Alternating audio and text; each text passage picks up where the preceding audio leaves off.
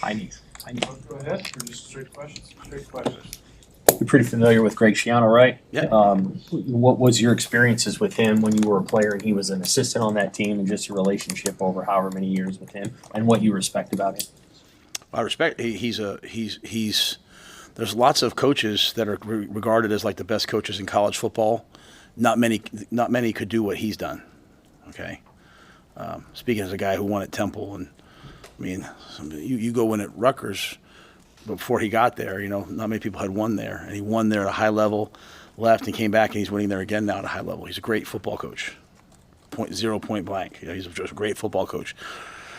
Great builder. He's elevated that entire university. I have the utmost respect for him. When he speaks, I listen. I just have a lot of respect for him. You thought after the game, your initial impression was Gunnar did pretty well. Did the tape kind of confirm that with the O-line and just how they got after it? Yeah, I think so. I think Gunnar played well. I mean, there's some things, he learns to continue to work his anchor. As he's getting people going speed to power on him, he continues to work on it. He'll get better. That's a really important thing this week. There's no better coach defensive front you'll see than the Rutgers D line. And I think our guys know that from playing them 2 years ago. Because what I like about Rutgers is you look at I have this big board in my office, and there's not a lot of transfers on there, right? There's a lot of homegrown talent, and a lot of tough Northeast kids that play really hard. So Gunnar will have to do what he did last week. Continue to get better. I think it's a credit to the guys on our scout team. We have a lot of guys who've played a lot of football who play on our scout teams that give them a really good look. Javen made his debut on Saturday. Just how do you think he played? Just after everything he's been doing last week? Yeah, Javen went in kind of in like a nickel and dime role. It was, when this first happened, we never thought he'd be able to play at this point. Dr. Mathiasen, our team doctor, and the work he's done with the specialists. I mean, I honestly, we were hoping maybe for USC, the hard part about my job is I only get called in when it's the heartbreaking conversations. I'm not the position coach. I'm not there for the day-to-day good ones. I'm not always the fun guy, but I was there for that one with Javen and his father, and just like I was with Ramir last year when his season was over, and those things are heartbreaking. And so to see the joy on Javen's face to play was that was a moment that will stay with me for a while. And so, how did he play? Honestly, I'm not even sure that it necessarily even matters, to be quite honest, but he thought he played well. He'll play more this week. He hasn't practiced, hasn't been able to do a thing. It wasn't like, hey, he's coming back from an ankle. He's dealing with, blood clots and all that stuff. So he's, hasn't done a thing really. And but he went out there, and luckily, as he said to me, I'm a ninth year senior, whatever he is. So he's got a lot of reps in the bank. Hey, Coach, Tommy Hill's status for the week, Stephon Thompson, Mike Mazuka. Do you have a personnel update on just some of those guys that weren't with you last? Yeah, Micah was suspended last game. He's reinstituted this week. That was kind of middle of the week that happened, so it wasn't something we were. I met with you guys. I wasn't anticipating that, to be quite honest with you. Stephon Thompson has a sprained foot, and he ran well today, so we're anticipating him practicing tomorrow. So I'll know more about that. And then Tommy went out like the NFL, like 2 hours before the game and worked out, and just didn't quite feel like he could go on it. Now he ran today and felt good, so I would anticipate Tommy having a chance to play this week. I think that'll be another probably, be quite honest, game time decision. It's all the plantar fascia is all pain threshold, and it's not like can you tough it out. I mean, I've seen guys miss a long time with it, so he's doing everything he can to play. So we'll see. Is Michael ready to roll? Can he be back in the lineup? No, I wouldn't. I wouldn't start him. I mean, he was a backup before this happened, right? Like when he came out of the Colorado game, he was Toski was put ahead of him. So he's got. I love Micah. I'm working with him to make him the best he can be. You guys talk a lot about him, but he's a backup player for us. Coach, this is not asking you to criticize the refs, but what is the process that you guys go to as a staff to maybe send in certain plays weekly? Do you do that type of thing, and what's the end result of that process? Yeah, you send them in. you send in, hey, is this a question? Is that a question? Questions you have. They'll send you back whether they agree or disagree. There's like a weekly tape that they send you that has points of emphasis from the week before. So I'm saying from the whole league, so you can kind of hear what's being said to the officials, and then if it's something that rises to a higher level, right? Maybe you get on the phone with somebody and say, hey, So for me, because I got a penalty, because I injected myself into the game, I made a call to figure out what I did right or wrong. Yeah, I mean it's just kind of like, hey, you send your plays in, you get them back, they tell you what they agree or disagree with, and you're trying to figure out as much as anything, as the rules change. Okay, can we do this? Can we not do this? Can we hit a what used to be a great play is now a penalty sometimes, right? So can we do this? Can we not do that? Bullock had a couple key blocks, including on that Ja'Cory Barney touchdown. Just what did you think of the impact he brought as a perimeter blocker? So Alex was one of the guys we talked about in the team meeting. We ran that play earlier in the game, and so they run with motion. So if you send a guy in jet motion, they chase him. And so last week, Oregon State had a ton of success handing the ball off. And really people, for 2 years, that's the kind of one of the things you try to do against Purdue's hand-off jet sweeps, right? Well, they made the decision, and we actually practiced it in case they did it. They made the decision to, instead of running with it, to rock and roll the safeties, which is a little more complex, but it's better in terms of speed sweeps. So the first one, Alex is going to go block the man-to-man guy. The man-to-man guy doesn't come. He sees a safety, he tries to veer off. He goes and blocks him. Misses it. It's a 4-yard gain. Now they get a 15-yard penalty for throwing his legs or whatever. So I yelled at Alex on the sideline. He was about ready to fight me. They ran it again. Alex sees it and makes the block. Ja'Cory runs for a touchdown. You see Alex turns around. He does this passionate, I don't know if he was telling me to get lost or if he was just fired up. But it's those kinds of things that we really are trying to build off of, preparing through the event, seeing how people are playing you. What do we need to do differently this game based upon what they're doing? Again, we're in warm-ups, and number 4 goes from playing middle linebacker now to playing an edge player. Oh, shoot. Okay, how are we going to handle this? Now 31's now no longer the deep safety. Now he's down low. 32's a deep safety. So that's one of the hard things about playing a team that's struggling. They've lost their last 2 games because they're probably going to make some fundamental changes. Alex is just becoming more and more and more the guy that, the coaches or Dylan will say, hey, can I have Alex on this play? Because, he's a guy who finds a way to get a job done, and he was excellent on special teams. He was fantastic on. The shame of the special teams is the field goals was so front and center that it was a heck of a day for Brian Buschini. I mean, 5 touchbacks. In kind of hurricane-ish type conditions. I wasn't sure if he'd get the touchback. I think 4 or 5 touchbacks, right? An amazing tackle that lit the team up. 2 tackles on. He was able to field both those snaps, which were really bad snaps, get him down, then made both tackles on those plays. Pooch, the first one, should have been down at the 2, right? So he made an excellent pooch and then put one at the 10, one at the 4. So Buschini, I thought, was magnificent. And Bullock, another guy like that. I always try to talk to our team about the unsung heroes, the guys that no one's noticing. I thought those guys, Alex was one of those guys. You guys are +5 in turnovers. Is this kind of what you envisioned when you thought about where you could be if things went right and turned around in that area? Yeah, I mean, I thought I probably didn't think we would be. I probably didn't prepare for. Oh, yes, let me say that. Yes, I thought we would. If we could just not turn the ball over, we'll have a chance. Games will be close. We'll have a chance to win the game at the end. I didn't probably prepare for us being as explosive as we are in terms of we're really. I mean, even in the first half, I showed our guys. It was. And forgive me for the numbers might be off. 32 plays for 210 yards in the first half. 27 plays for 208 yards in the second half. So it really wasn't like we weren't explosive.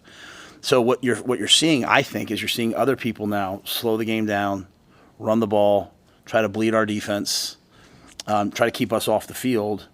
And so what you could see is a young quarterback going out there being like, hey, I'm going to be extra aggressive because I'm only getting, we played 57 plays on offense. I'm not getting a lot of plays.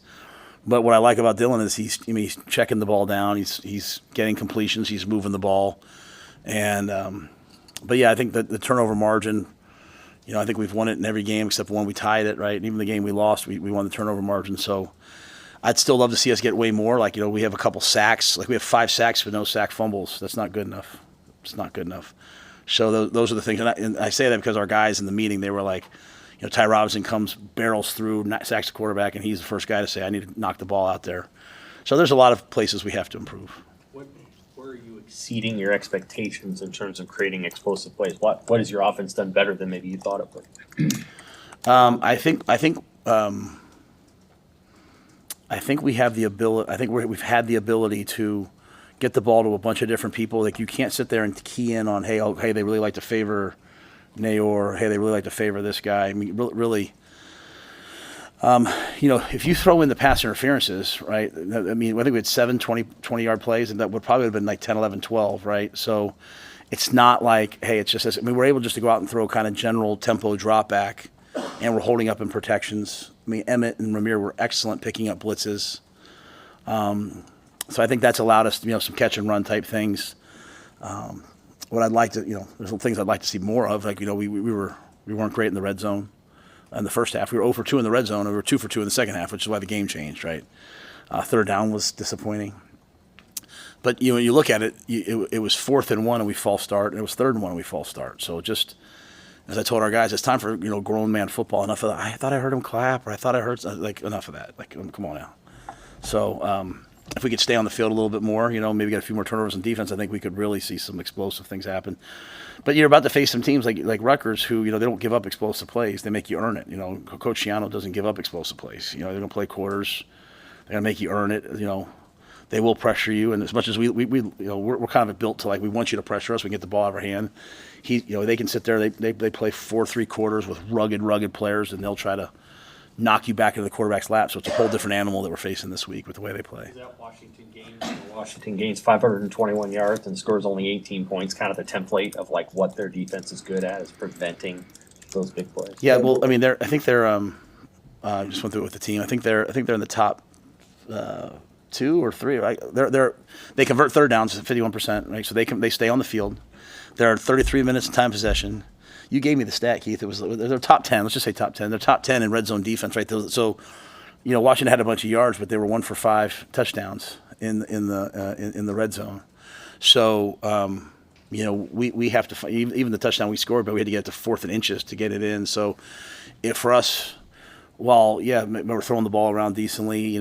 Can we get the tough yards? Can we get the 4th and 1? Can we get the 4th and 2? Can we get the 3rd and 1 without everything having to be a speed sweep? Can we line up and knock you back and go get that yard? And that's the state. As you look at the things that we're not doing well or doing well or what we need to improve upon, it's those hard, tough yards that I'm anxious to see.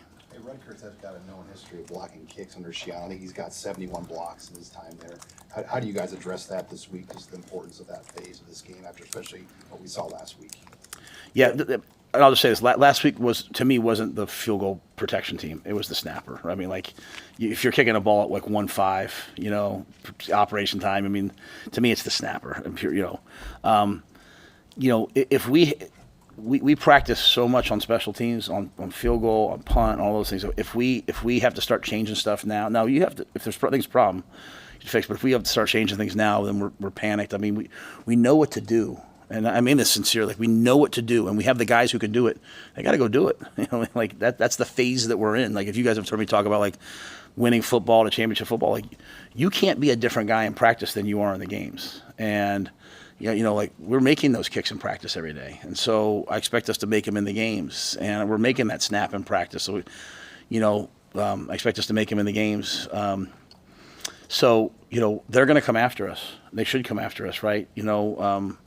But, one thing we are doing, like, we went after the first punt. And if you go back to the last couple of games, the punters are getting the ball off against us in like 1.1, 1.2, and the balls are going 35, 40 yards or going out of bounds. Like, our punt rush team hasn't made the big play that everyone goes wow with, but the field is being tilted in our favor. Like, we're getting the ball at the 40-yard line. They're getting the ball at the 5. We're getting the ball at the 40. If anything, I'm coachable. I watch Coach Ferentz. I watch these guys, and I'm like, okay, how are they winning in these elements? And the elements haven't really showed up yet, but when they do, like, the wind was there on Saturday. But yeah, they're going to come after us. We're going we got good players. They have to play well, and that's really been my message to the team. Is like, you can't all of a sudden now change who you are. You got to be who you are. If you're fast, be fast. If you're tough, be tough, and do it against a really good Rutgers team. Mid-year, midsummer and figure it out to get to where he is right now? Yeah, he's smart. I mean, at the end of the day, like if you're smart and you try, you have a chance. Some guys play football because they're talented. Some guys play football because they're football players. I don't know if that makes sense. like you somewhere along the way, like some people lift weights because they're lifters. Some people run because they're runners, right? Like Sierra's a football guy. He's a football player. So he shows up and you're not pulling teeth. We have some guys who are really talented, but you're trying to get them to be a football player and they want to be everything else, right? Sierra's a football guy. He's played a ton of football at a high level at USC. The moment's not too big for him. He likes to compete. He had to learn kind of our way of doing things, our way of practice and all that, but he's a really, really good person. And so when you do correct him on something like, hey, here's what we expect, he does it. And then, I think John Butler's done a really good job. And then, Melvin and Adam DeMichael and Tariq help him, and they do a good job of getting people reps. And then if you go back to that game, we had Mario Buford in there playing in crucial times. We rotated more guys. Jeremiah Charles got real reps. So we wanted to get more people in the game so we would be fresh in the fourth. Dylan mentioned on the touchdown throw to Banks that he went from a double cadence to a silent count. Said there was noise and just a lot of different stuff going on that play. It was a third down. First road game, is that he kind of talked about it nonchalantly, like he just did this. Is that kind of thing rare for a quarterback like him to do in that spot? I think the thing that we've done with Dylan is we've said, everything in life happens for a reason. I had a chance to work with a guy, Ben McAdoo, at the end of my Carolina time. It didn't work out for us. But Ben had been with McCarthy and all those guys in the Green Bay and the way they train you in Green Bay. And they start the year off, hey, here's our 4 or 5 man beaters, here's our 0 beaters, here's our cadences. And then you get a guy like Aaron Rodgers, you train him that way, and then pretty soon he has all the answers to the test when he's out there. And so I think what we've done with Dylan, as I've said it from day one, I think Steve asked me the first week, like, we're just, however we want Dylan to play when he's a junior, we're just trying to coach him that way now. And the same thing with Danny Kalen. So, here's your cadences, here's your checks, here's your audibles, here's your opportunities, there might be different things on different weeks, but even the right before the half, they brought 0 and he checked to a wheel route to Ramir and just missed Ramir. But we're living with those things. Like maybe we didn't want to do that. Maybe that was we could have just won them. But we have coached them up and they've put the system in that's really, really, really high level stuff because he can do high level stuff and he works at it, he reps at it. Like I'm in my office today. He stops in my office. He's talking about the things that they do and what can I do this? Can I do that? So, I think he's rare, but I think the confidence the coaching staff has given to him to go do it, and then also I think that his preparations like way, way, way over here. Talked about the growing team. Where do the 5th and 6th year guys fit into allowing that to happen? Yeah, they're growing too because they're in territory they haven't been in before, right? And so, they haven't been 4-1, right? They haven't. I don't know how many road games they've won, right? They haven't done those things, and so it's this humble confidence to stand your ground, right, and not, be confident in the things that you're confident about, but also be humble to say, hey, what do we need to improve upon? So, can you come in this week? And can you have the same edge to you as you had last week about what do we need to get better at, while at the same time being confident, knowing, hey, I'm a good player. I have the right to. I've worked hard. And so, a lot of those guys, I think they're all growing. I don't think it's age as much as it is just, hey, what does this take? What does this require? Like, you watch Purdue and Purdue gives up. He gives up. I don't know how many yards he gave up to Notre Dame, but it was just a bad day, right? And then they give up, 300 some yards rushing to Oregon State. And I think, Sam asked me, I was like, well, we don't really have a running quarterback, and they're not going to. Your defensive head coach is not going to give up 200, 300 yards rushing 3 games in a row. He's just not going to do it, right? So they played man and left their guys on an island out there, and so we went out. We threw the go balls, and So I just think like our guys like learning like, hey, because we're winning a few games now, people are going to do different things against us, and I've got to get to the game. I've got to recognize what's happening in this game. It's not all this emotion beating our chest. It's like getting to the game and being like, what are they doing? Oh, hey, this is a cover 2 game. Hey, this is this game. Hey, this is that game. And then them seeing the preparation, the things that we're working on and showing up. Like Barrett Liebentritt, I said this on the thing. He had the same play in practice that wasn't very good. We showed it to the whole team. He got in the game and he absolutely took out 2 guys, like you guys said. I hadn't seen that yet. So hey, practice matters. Practice matters. And the guy that he hit in practice was Marquise Buford, who's 2 ACLs, bad shoulder, bad hip, bad neck, plays in every play, but yet he's out there in his black shirt, competing on a Tuesday, because that's what we do here. And so I think those older guys, them still being coachable, them still having a lot of say in things, like even some of the discipline issues that I'm dealing with, with guys on the team. I take those things to like the leadership council. Like, hey, how do you guys think we should handle this? I haven't done that in a long time, but I'm taking it to them because it matters, which is, to be quite fair. This is why I really don't want to talk. I don't want to talk about the guys that aren't doing things right. I want to talk about because I have so many guys who are doing things right. I know you have to ask about them. Trust me, I get your job. You just have, I sometimes you to see why I'm the way I am. But I'm just blessed to have guys out like Tommy Hill's out there battling to play, so battling to get back out there. Emmett Johnson's averaging over 8 yards per carry now. Assuming he's one of the guys that is doing things right for you. Do you have to rethink the way that you rotate your running backs given his success, or do you kind of like the spot that he's in coming in the way that you guys? No, I think I said last week, hey, we'd like to get him more involved, and maybe a little bit earlier we should have. I still think there's like a rhythm to it in terms of tackling Dante is really hard. Like on the first touchdown drive, there's like a 2nd and 1 or 2nd and 2 where Dante bounces the ball outside, and there's 2 defenders there, and he sets his pads and he runs right through one of them. If we ask Ramir and Emmett to do all those things early in the game, then they're not going to be, to me, explosive late in the game. So I think the big backs, you have to just understand that they're setting the tone for the run game. But what I loved about what Emmett did was Emmett caught the ball out of the backfield. He picked up blitzes, and then the first guy never tackled him. And we have our little keys to victory every week. And one of the things for this week was get the ball in the perimeter and be untackleable, right? Like, don't let them tackle you. And even like an outside zone that he cuts back, he gets 9 yards because the first guy's never really tackling Emmett. And, it's like I said to Gabe Irvin, I'm watching Gabe in practice last week. Gabe came off a major injury. He's getting his swagger back. So I think we have 4. Ives is over. Ives can go in and play. So, but yeah, I like what Emmett did. And so Emmett deserves to keep playing. He was one of the guys we singled out out there just because he just did so many good things, and not maybe wasn't one huge play. He certainly bailed me out after my penalty, which I appreciate. So I'm very grateful for that. What do you see with Kyle Monunga, the Rutgers back?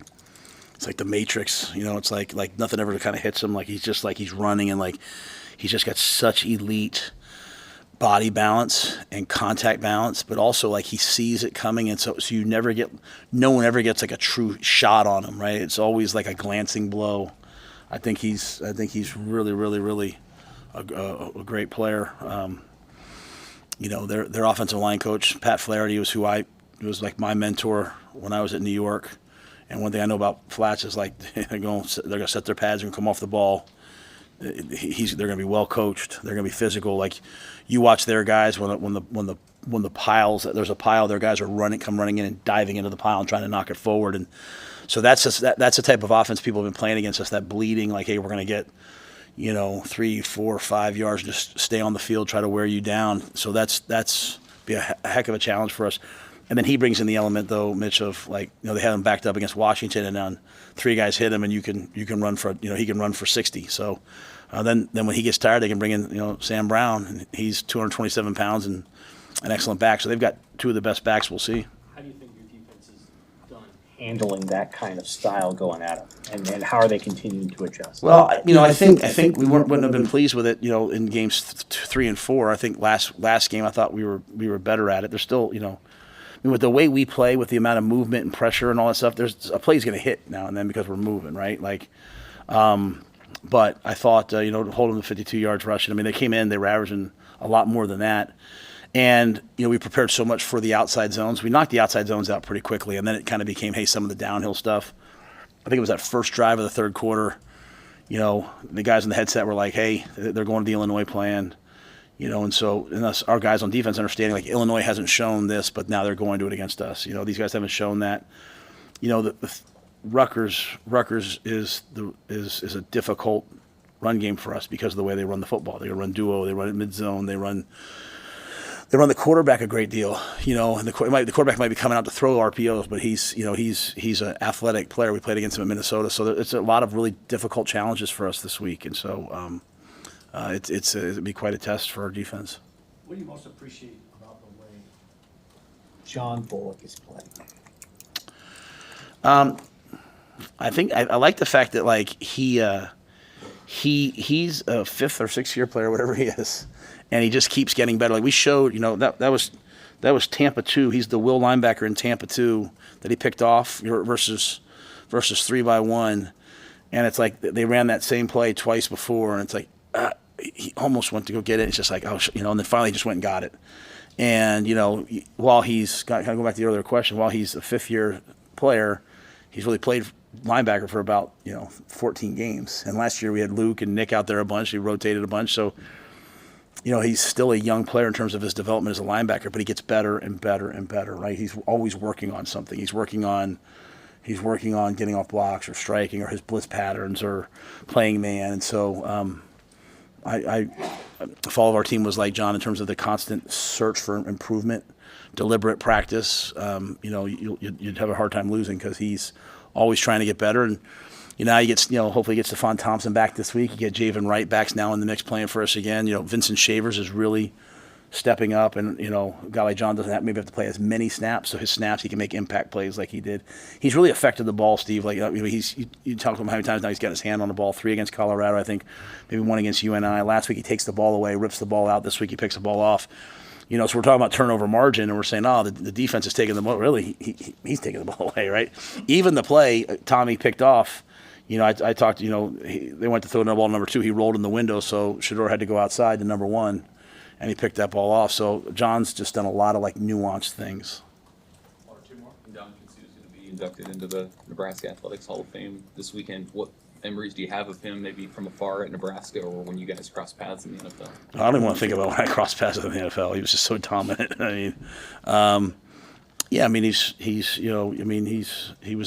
Heisman candidate as a defensive player. The most dominant defensive player, really, if you think about it, in at least in my recent college history. And so, and what I love about Ndamukong is as dominant as he's been on the field in college, and then he shows philanthropy, giving back to his university, which you don't always see, right?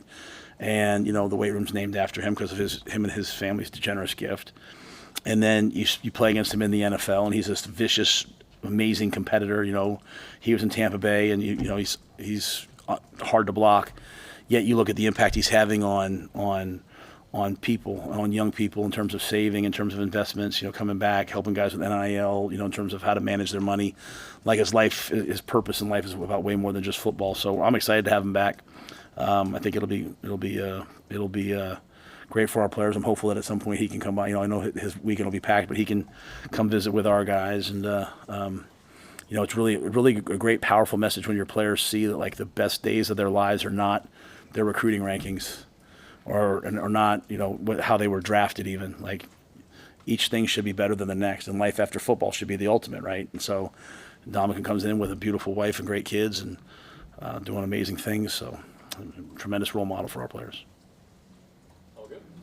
Last one. Coach, something on the different topic, but maybe you've talked about it before, but your thoughts on what's going on in North Carolina with the storms?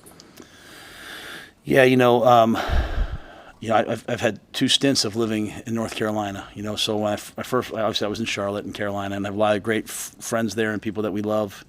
And so, our concern, our heart has been there. And when Julie and I first left, we were married for just a couple of years. We lived out in Western North Carolina and just out past Asheville and Cullowhee, where Western Carolina University is. Jarrett Washon, who's right over there, was one of my top guys. I coached him there, and all those wonderful people in all those small towns up through into Tennessee and down into Georgia.